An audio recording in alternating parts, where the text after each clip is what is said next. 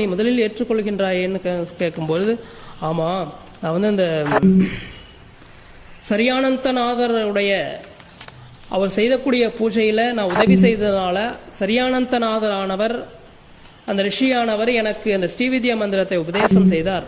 அந்த ஸ்ரீவித்யா மந்திர உபதேசத்தை நான் பெற்றதுனாலே நான் நினைத்த காரியங்கள் எல்லாம் செய்ய முடியும், எந்த இடத்திலும் தோன்ற முடியும், மறைய முடியும், நான் நினைக்கக்கூடிய உருவங்கள் எல்லாம் எடுக்க முடியும். இது போல எனக்கு சித்திகள்லாம் இருக்குதுன்னு சொல்லலாம். அதை ஏன் முன்னாடியே சொல்லலை? இது மாதிரி ஒரு சித்திகள்லாம் இருக்குன்னு சொல்லவே இல்லையே. அதாவது என்ன சொல்லணும்னா, ஒரு கணவனுக்கு முன்பு தன்னை உயர்த்தி கொள்வது ஒரு பெண்ணிற்கு அழகல்ல. அதனாலே நான் இந்த ஒரு விஷயத்தெல்லாம் உங்கள்கிட்ட சொல்லாமல் மறைச்சிருக்கேன், அதனுடைய தவறு தான், மன்னித்து விடுங்கள்னு சொல்கிறார்.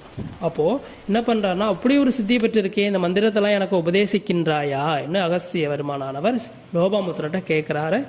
அப்போ அதுக்கு லோபாமுத்திரர் என்ன சொல்கிறாருன்னா, சுவாமி, தாங்கள் என்னுடைய கணவர், ஒரு மனைவி கணவருக்கு உபதேசம் செய்யக்கூடிய கூடாது, அது கணவரானவர் மனைவியிடமிருந்து உபதேசம் பெறக்கூடாது, அப்படி ஒரு நியதி இருக்கின்றது.